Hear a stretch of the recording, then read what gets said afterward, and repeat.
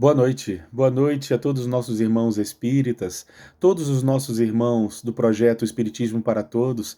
É com muita alegria que nós temos mais essa oportunidade de encontro e eu gostaria de iniciar exatamente agradecendo pela oportunidade que me dão de participar desse projeto, dessa partilha, desse estudo.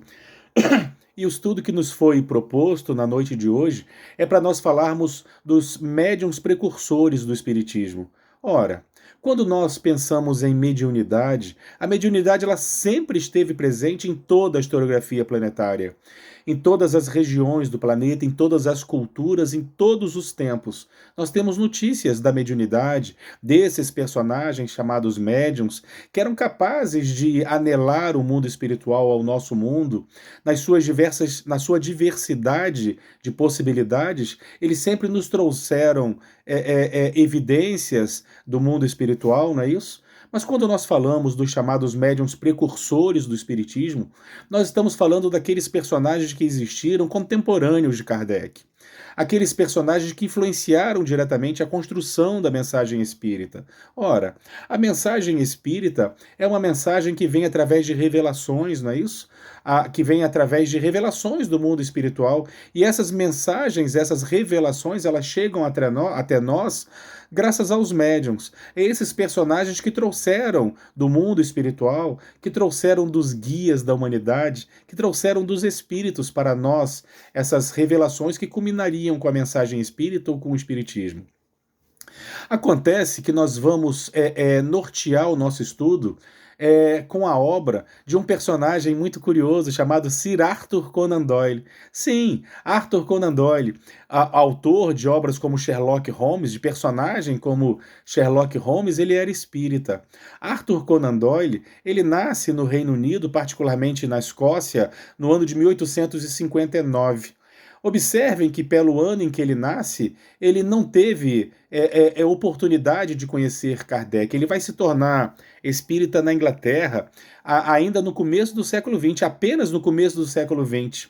Sir Arthur Conan Doyle era médico e no comecinho do século XX, dado alguns acontecimentos de foro íntimo, o desencarne de sua esposa, o desencarne de um irmão, o desencarne de um filho, o desencarne de 2 netos, fazem com que ele verdadeiramente mergulhe num processo depressivo muito grande e também aumenta a curiosidade sobre essa temática. Ele começa a investigar, ele se sente na obrigação de investigar a possibilidade desses personagens que ele tanto ama seguirem vivos. Então ele começa a se afeiçoar pela mensagem espírita. E na Inglaterra, logo no comecinho do século XX, ele vai acabar se convertendo à mensagem espírita. Sim, Sir Arthur Conan Doyle, ele era espírita. Ah, ele vai viver 71 anos, não é isso? Ele vai vir a desencarnar, se eu não me engano, de tuberculose. 71 anos bem vividos, naturalmente que ele desencarna com uma idade longeva, não é isso? Para aquela época. Mas logo no comecinho do século XX, ele vai escrever uma obra que ele vai chamar de A História do Espiritualismo. Por que ele utiliza a história do espiritualismo e não a história do espiritismo? Bom, como Kardec expõe na introdução do Livro dos Espíritos, uma discussão bastante ampla sobre o que é o espiritismo, sobre o que é o espiritualismo. Ora, o espiritualismo é o contrário do materialismo, e diversas filosofias são espiritualistas. Ele não usa a palavra espiritismo porque ele entende que o espiritismo só surge a partir de 1857. E esses chamados médiuns precursores, eles vão existir desde o século XVIII. Ele vai narrar diversos personagens, chamando-os de médiuns precursores, mas eles não podiam ser médiuns espíritas. Eles eram precursores do espiritismo, exatamente porque esses personagens vão existir antes do ano de 1857, o ano em que a mensagem espírita surge para a humanidade. Por que só a partir do ano de 1857? Porque é no ano de 1857 que Kardec vai publicar o Livro dos Espíritos, uma importante obra que é considerada o passo inicial, que é considerada como a inauguração daquilo que nós compreendemos como o espiritismo no mundo, o espiritismo para a humanidade. Bom, Sir Arthur Conan Doyle, então, nessa obra A História do Espiritualismo, ele vai citar diversos médiuns, que ele vai apontá-los como precursores daquilo que viria a ser mais tarde conhecida como Espiritismo. Ele começa, por exemplo, citando personagens como Emanuel Swedenborg, era um engenheiro sueco que possuía clarividência, e ele chega a publicar algumas obras, alguns livros, com revelações espíritas. Ele viveu no século XVIII. Ele viveu no século XVIII, lá por meados de 1700 e alguma coisa, não me recordo muito bem. Mas Emanuel Swedenborg, ele é considerado um dos médiums que sua história, o registro da sua história chega até Allan Kardec, e ele foi alguém que verdadeiramente era um médium reconhecido na sua época. Ele também vai falar de Edward Irving. Edward Irving era um pastor protestante escocês. Curiosamente, embora fosse ele pastor protestante, ele também é considerado um dos médiums precursores da mensagem espírita. Nos seus cultos, ele tinha uma oratória arrebatadora, em que as pessoas realmente reconheciam na sua oratória intensa influência espiritual. Ele era um médium muito inspirado. Acontece que não apenas a sua oratória nas suas pregações, mas também nos seus cultos existiam fenômenos de voz direta, existiam fenômenos de psicofonia, existiam fenômenos de psicofonia, de voz direta, e as histórias desse pastor protestante, também mais tarde estudadas à luz do espiritismo, colocam esse personagem como um dos precursores, médiums precursores daquilo que viria a ser considerado, aquilo que viria a ser o espiritismo. Depois ele vai falar de um personagem também, agora no século XIX, no comecinho do século XIX, os dois primeiros personagens que nós citamos são do século XVIII. A gente está falando agora de um personagem do século XIX chamado Andrew Jackson. Andrew Jackson Davis, no ano de 1826, em Nova York, ele previu o advento do espiritismo. No ano de 1826, ele faz uma previsão através de evidência do surgimento do espiritismo, que aconteceria exatamente 30 anos mais tarde, não é isso? Ele era de pouca escolaridade, diferente dos outros médiums, ele tinha bem pouca escolaridade, mas ele apresentava a clarividência, clareaudiência, e a ele são atribuídas algumas curas mediúnicas. Então ele também é considerado um dos médiums precursores do espiritismo. Mas existem outros personagens que foram contemporâneos de Kardec e mais famosos, que as histórias chegaram até ele. Ele chegou inclusive a estudar alguns desses personagens, a conhecê-los. Nós vamos começar falando das irmãs Fox. As irmãs Fox, a família Fox, era uma família onde nós tínhamos lá o casal, que liderava essa família, e as três filhas desse casal. Nós tínhamos Catherine Fox, que no ano de 1847 tinha apenas 11 anos. Nós tínhamos Margaret Fox, de 14 anos. Catherine seria conhecida apenas como Cat Fox, de 11 anos. Margaret seria conhecida apenas como Meg, de 14 anos. E Leah Fox, a irmã mais velha. Essa família, então, eles vão para uma cidade de Hydesville, em Nova York. Lá eles vão alugar uma casa, um casarão, que já era famoso como sendo mal assombrado. Entretanto, eles precisavam de um lar para morar e aquela casa atendia às suas necessidades. No ano seguinte, exatamente no ano de 1848, eles começam a ficar muito incomodados com estranhos fenômenos, ruídos e batidas que aconteciam todas as horas do dia, e eles não sabiam de onde vinham esses ruídos, essas batidas, o som de coisas arrastando, a ponto deles ficarem muito temerosos. Diversas vezes as crianças foram dormir no quarto com os pais, e aquilo verdadeiramente os incomodava. Até que, curiosamente, Cat, de 11 anos, ela é flagrada pelos pais, pelos irmãos mais velhos, numa situação, no mínimo, inusitada. Ela estava travando um diálogo com o invisível através de batidas. Ela batia e o invisível respondia. aquela criança, sem perceber, estava travando um diálogo. Quando os pais viram aquilo, quando seus irmãos mais velhos viram aquilo, ficaram impressionados, porque aquilo se repetia. Ela batia e o invisível respondia à sua batida.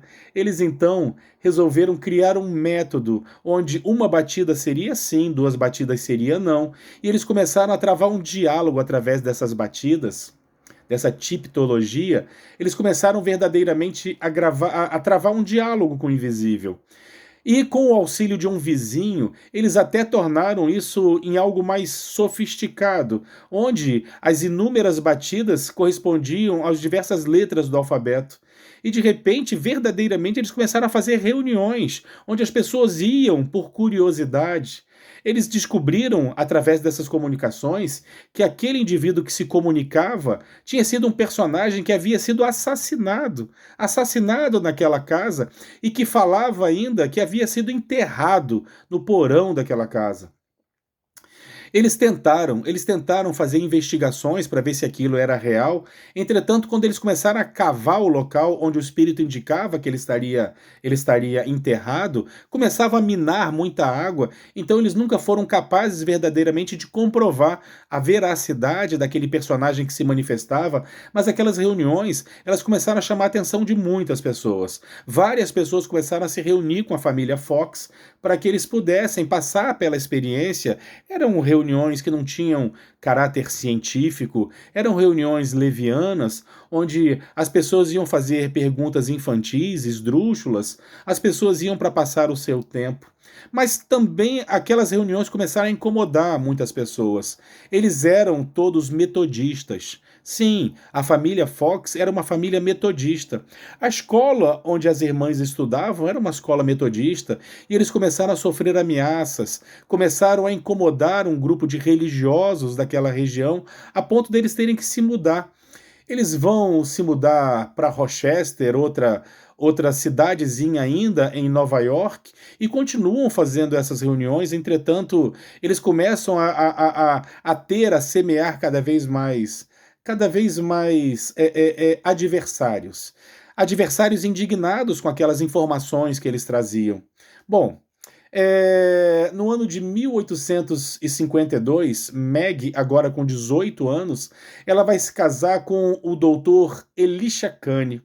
Ele era puritano, ele era protestante, puritano, e ele a convence a abandonar essas reuniões. Ele vai acusar a irmã mais velha, Lia, da qual ela particularmente não tinha nenhuma faculdade, como as outras irmãs Cat e Meg.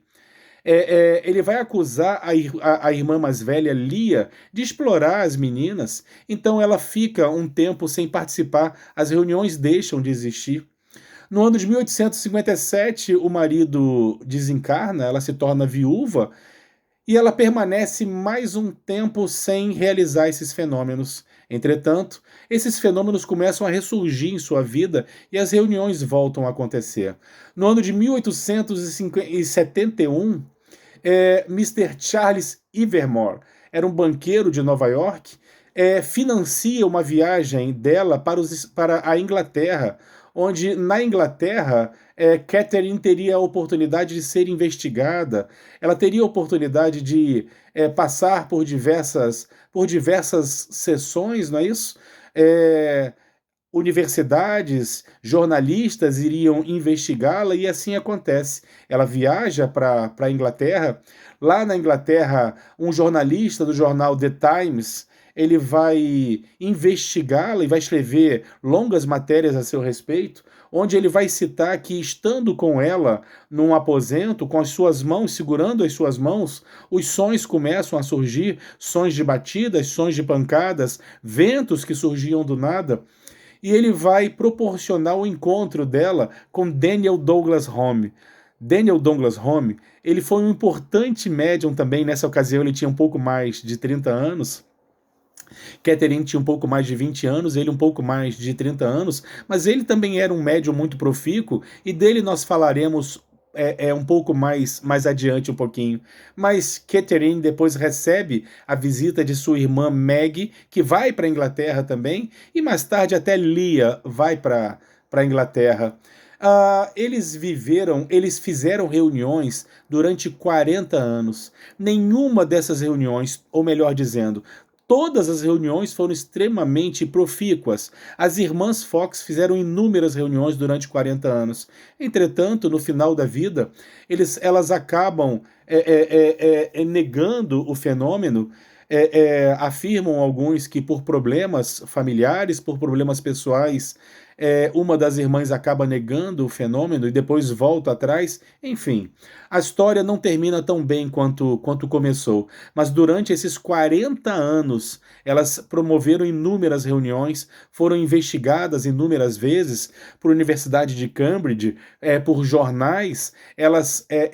E nessas reuniões todas, elas mostraram com muita eficiência a veracidade do fenômeno mediúnico. Aqui vai uma curiosidade. Recentemente, no ano passado, filmaram a biografia dessa família. Diretores brasileiros filmaram, e eu não tenho certeza, mas tenho a impressão que muito em breve chegará nos nossos cinemas. A história da família Fox, contando toda essa história da mediunidade. No comecinho do século XX, chegaram a fazer escavações naquela casa em Hydesville, mas não chegaram a encontrar um corpo. Encontraram cabelo humano, encontraram algumas latas. E é importante falar dessas latas porque aquele espírito que afirmava ter sido assassinado naquela casa, ele se apresentava como um caixeiro viajante. E aquelas latas eram latas comuns utilizadas por esses personagens, pelos caixeiros viajantes. Então, verdadeiramente, um corpo nunca foi encontrado, mas encontraram evidências da existência desse corpo. E durante 40 anos, como eu disse, as irmãs Fox promoveram inúmeras reuniões onde a veracidade do fenômeno foi atestada. Bom, e um personagem chamado Daniel Douglas Home. Ele nasceu em 1833 na Escócia. Allan Kardec vai descrevê-lo na Revista Espírita como um jovem frágil, magrinho, um jovem louro. Ele não vai viver muito tempo, não. Ele vai viver só até os seus 53 anos. No ano de 1886, ele desencarna. Entretanto, a sua história é impressionante. Ele foi o médium de efeitos físicos mais profícuo que se tem notícias. Logo na sua infância, sua mãe se apresentava também com alguma mediunidade, ela se afirmava ser uma sensitiva, ela tinha premonições, mas o mais curioso é que diversas vezes ela flagrou fenômenos do tipo o berço em que Daniel estava, ele balançava, ele se embalava sozinho sem que ninguém se aproximasse.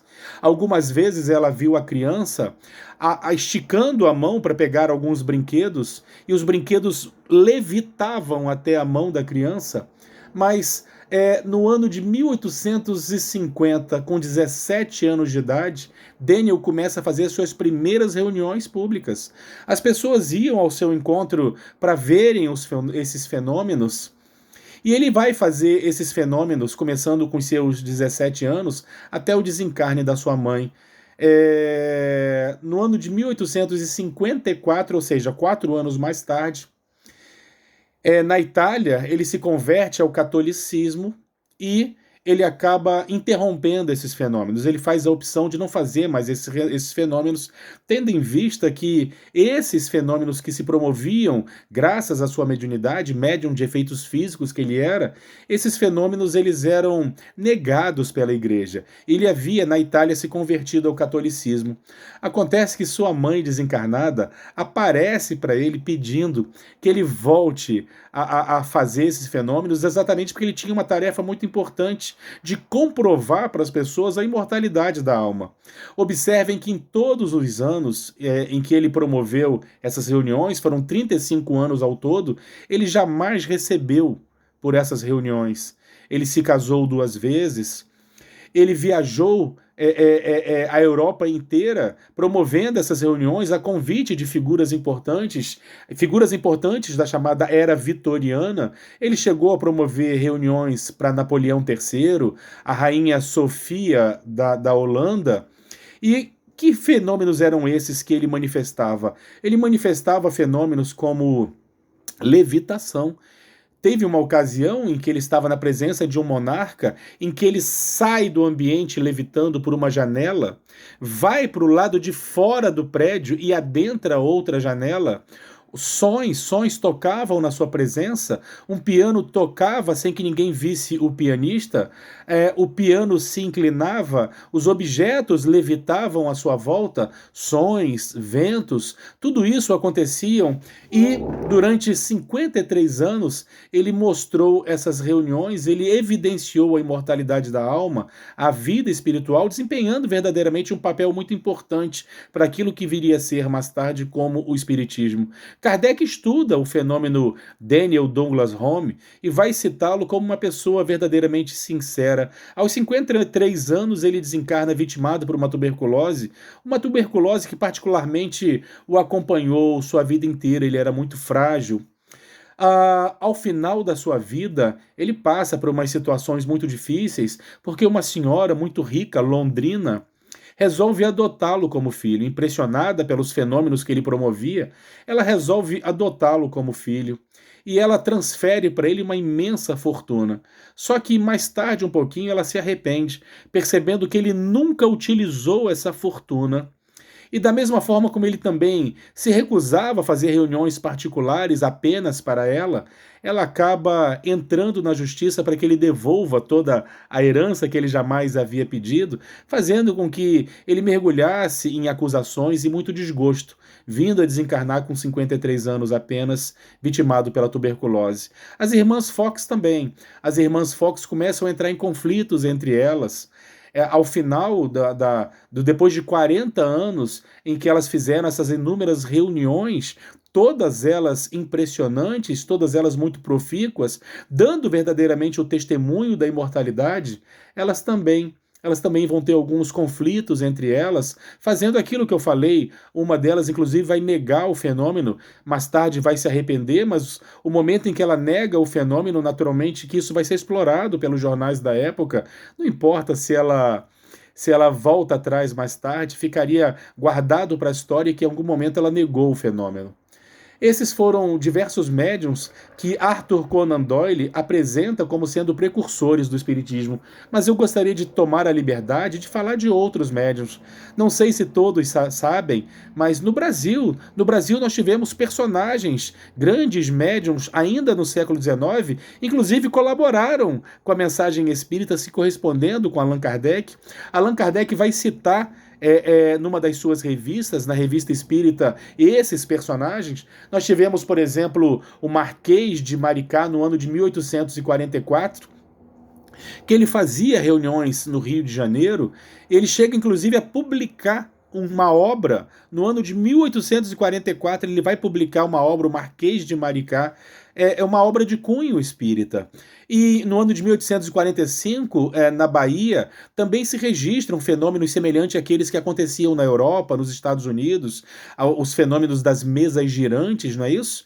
Então, antes da mensagem espírita ser codificada por Allan Kardec, nós tínhamos no Brasil diversos desses médiuns, no Rio de Janeiro, na Bahia, diversos personagens que testificaram verdadeiramente a veracidade, através da mediunidade, a veracidade da continuidade da vida, da imortalidade da alma. E eu gostaria de lembrar também mais um personagem chamado Mirabelle, no comecinho do século XX. Ele era mais fanfarrão, se dizia católico, mas ele espetacularizava a mediunidade. Ele subia nos teatros em São Paulo. Ele, descendente de italianos, era um beberrão, um comilão, e jamais se afeiçoou à mensagem espírita, mas era um médium, porque a mediunidade é neutra, não é isso? E ele fazia shows com a sua mediunidade. Ele convocava delegados, médicos, psiquiatras a assistirem o show que ele fazia, onde ele dava verdadeiro testemunho da mediunidade. Exemplo do que ele fazia, ele se amarrava usando apenas cueca, uma cueca samba-canção, e naquelas reuniões só participavam homens, onde ele, dentro de um cofre, onde ele pegava um prato com farinha, e ele colocava esse prato dentro de um cofre, Tudo isso com diversas testemunhas, delegados de polícia, que iam lá para investigá-lo a seu convite. Ele ficava amarrado numa cadeira para que ninguém pudesse acusá-lo de mistificação ou de truque. E quando abriam o cofre novamente, onde aquele prato com farinha havia sido colocado, nessa farinha nós tínhamos a impressão de uma mão. Nós tínhamos diversos fenômenos de efeitos físicos impressionantes promovidos por Mirabelle, que não era espírita, ele se dizia católico. Porque a mediunidade não é naturalmente um patrimônio do espiritismo, ela é neutra, ela é humana, ela é fisiológica, ela sempre esteve presente na humanidade antes do espiritismo, muito antes e depois, só que agora esclarecido por ele, não é isso? Então, meus irmãos, ao final dessa nossa pequena explanação, nós gostaríamos, no mínimo, de agradecer a esses diversos médiuns que foram precursores da mensagem espírita, contemporâneos de Allan Kardec. Nós falamos até o comecinho do século XX, mas durante todo o século XX foi o momento em que a mensagem espírita ela mais se dilatou, graças a médiuns como Francisco Cândido Xavier, Ivone do Amaral Pereira e alguns outros que verdadeiramente deram esse testemunho valoroso da imortalidade da alma, da necessidade da nossa reforma íntima, que vieram verdadeiramente nos trazer as luzes, à luz, diversos conhecimentos, diversas histórias, alargando verdadeiramente o conhecimento espírita que nós temos nos dias de hoje. Meus irmãos, que a paz de Jesus permaneça entre nós e que nós possamos nessa noite render essas homenagens merecidas a esses personagens que verdadeiramente foram corajosos ao seu tempo, que incomodaram muitas pessoas, que não tiveram medo, que seguiram apesar das acusações, apesar das inúmeras dificuldades que enfrentaram, que verdadeiramente testificaram a mediunidade, precursores da mensagem espírita para todos nós. Que a paz de Jesus permaneça conosco.